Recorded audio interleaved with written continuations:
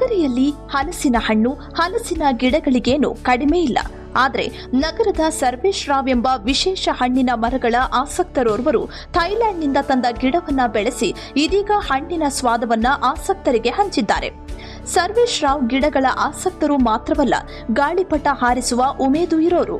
ಹೀಗಾಗಿ ಅವರು ತಮ್ಮ ತಂಡದೊಂದಿಗೆ 2018ರಲ್ಲಿ ಥೈಲ್ಯಾಂಡ್ಗೆ ಗಾಳಿಪಟ ಉತ್ಸವಕ್ಕೆ ಹೋಗಿದ್ರು. ಹೀಗೆ ಹೋದವರು ಥೈಲ್ಯಾಂಡ್ನ ವಿಶೇಷ ಹಲಸು ಪೆಟ್ರಾಮ್ ರೋಂಗ್ನ ತಳಿಯ ಕೊಂಬೆಗಳನ್ನು ತಂದು ಕೂಳೂರಿನ ತಮ್ಮ ನರ್ಸರಿಯಲ್ಲಿ ಕಸಿ ಕಟ್ಟಿ ಬೆಳೆಸಿದ್ರು. ಇದೀಗ 5-6 ಗಿಡಗಳಲ್ಲಿ ಹಣ್ಣು ಬಿಟ್ಟಿದೆ. ಹಣ್ಣನ್ನ ಆಸಕ್ತ ಹಲಸು ಪ್ರಿಯರಿಗೆ ಹಂಚಿದ್ದಾರೆ. ಹಣ್ಣಿನ ಸ್ವಾದಕ್ಕೆ ಮಾರು ಹೋದ ಕೆಲವರು ಇದರ ಕಸಿ ಕಟ್ಟಿದ ಗಿಡಗಳನ್ನ ತಮ್ಮೊಂದಿಗೆ ಒಯ್ದಿದ್ದಾರೆ.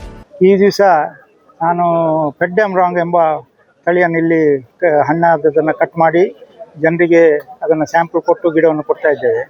ಇದು ಪೆಟ್ರಾಮ್ ರೋಂಗ್ ನಾನೊಂದು 6 ವರ್ಷದ ಹಿಂದೆ ಥೈಲ್ಯಾಂಡಿಂದ ಗಾಳಿಪಟ ಉತ್ಸವಕ್ಕೆ ಹೋದಾಗ ತಂದಂಥ ವೆರೈಟಿ. ಅದು ಹೋದ ವರ್ಷ ಸಹ ಹಣ್ಣಾಗಿದೆ.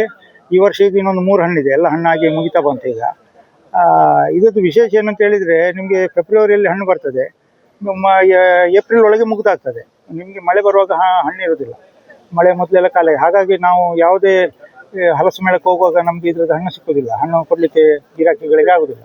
ಅದಕ್ಕೋಸ್ಕರ ಇವತ್ತು ನಾವಿಲ್ಲಿ ಒಂದು ಸಣ್ಣ ಒಂದು ಹಬ್ಬದಾಗಿ ಮಾಡಿ ಎಲ್ಲರಿಗೂ ಅದನ್ನು ರುಚಿಯನ್ನು ಕೊಡುವ ಅಂತೇಳಿ, ಹಾಗೆ ಒಳ್ಳೆ ತುಂಬ ಗ್ರಾಹಕರು ಬಂದಿದ್ದಾರೆ. ಎಲ್ಲರೂ ನೋಡ್ತಾ ಇದ್ದಾರೆ, ತಿಂತಾ ಇದ್ದಾರೆ. ಇದ್ರ ಜೊತೆಗೆ ಇನ್ನು ನಾನು ಥೈಲ್ಯಾಂಡಿಗೆ ಹೋದಾಗ ಪೆಟ್ಚೆರಿಯಾ, ಸಾಂಗ್ ಪ್ರೊಸೆಟ್, ಪೆಟ್ರಾಚ ಹೀಗೆಲ್ಲ ವಿಶೇಷ ತಳಿಯನ್ನು ತಂದಿದ್ದೇನೆ. ಅದರಲ್ಲಿ ಈಗ ಪೆಟ್ಚೆರಿಯಾ ಅಂತ ಎಂಬುದು ಸಹ ಈಗ ಕಟ್ ಮಾಡ್ತೇನೆ. ಪೆಟ್ರಾಜ ಎಂಬುದು ಈಗ ಕಟ್ ಮಾಡಿ ಎಲ್ಲರಿಗೂ ಕೊಡ್ತೇನೆ. ಇದೆಲ್ಲ ಈ ಪೆಟ್ರಾಮ್ ರೋಂಗ್ ಈಗ ಈ ನಮ್ಮ ಭಾರತ ದೇಶದಲ್ಲಿ ಇದು ಪ್ರಥಮ ಬಿಡುಗಡೆ. ಇದು ಇಷ್ಟವರೆಗೆ ಯಾರ ಹತ್ರ ಇದು ಐಡೆಂಟಿಫೈ ಆಗಲಿಲ್ಲ, ಯಾರು ತರಲಿಕ್ಕೆ ಆಗಲಿಲ್ಲ. ನಾವು ಗಾಳಿಪಟಕ್ಕೆ ಉತ್ಸವಕ್ಕೆ ಹೋದ ಕಾರಣ ಅಲ್ಲಿ ಸೈನ್ ತಂದು ನಾನು ಇಲ್ಲಿ ಕಸಿ ಮಾಡಿದ ಕಾರಣ ಇಲ್ಲಿ ನನಗೆ ಗಿಡ ಮಾಡಲಿಕ್ಕೆ ಆಯಿತು. ಇಲ್ಲದ್ರೆ ಗಿಡವನ್ನೆಲ್ಲ ನಿಮಗೆ ಫ್ಲೈಟಲ್ಲಿ ತರಲಿಕ್ಕೆ ಬಿಡೋದಿಲ್ಲ, ಕ್ವಾರಂಟೈನ್ ಪ್ರಾಬ್ಲಮ್ ಆಗ್ತದೆ. ಹಾಗೆ ವಿಶೇಷ ತಳಿಗಳನ್ನು ತಂದು ನಾನು ಕಸಿ ಮಾಡಿ. ಸ್ವೀಟ್ ಹೇಗೆ ಉಂಟು?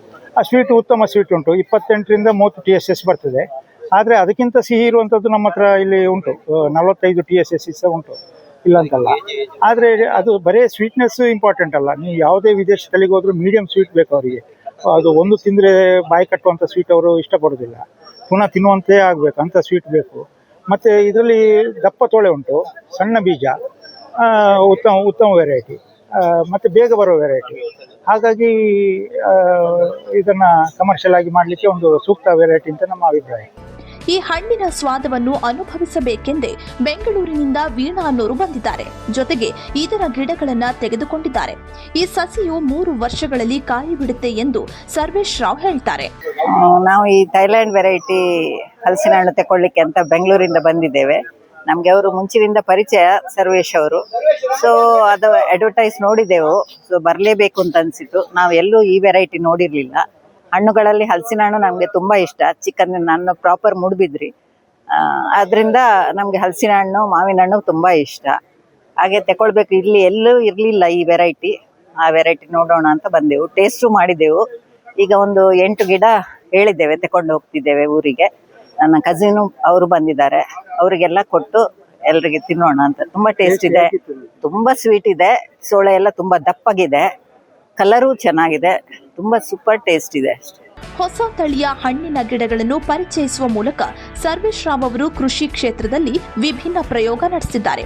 ಹವ್ಯಾಸವಾಗಿ ಆರಂಭವಾದ ಈ ಕಾರ್ಯ ಇಂದು ಹಲವಾರು ಜನರಿಗೆ ಹೊಸ ಅನುಭವ ನೀಡ್ತಾ ಇದ್ದು, ಮಂಗಳೂರಿನಲ್ಲಿ ಥೈಲ್ಯಾಂಡ್ ಹಲಸಿನ ಗಿಡಗಳ ಬಗ್ಗೆ ಆಸಕ್ತಿ ಮೂಡಿಸಿದೆ.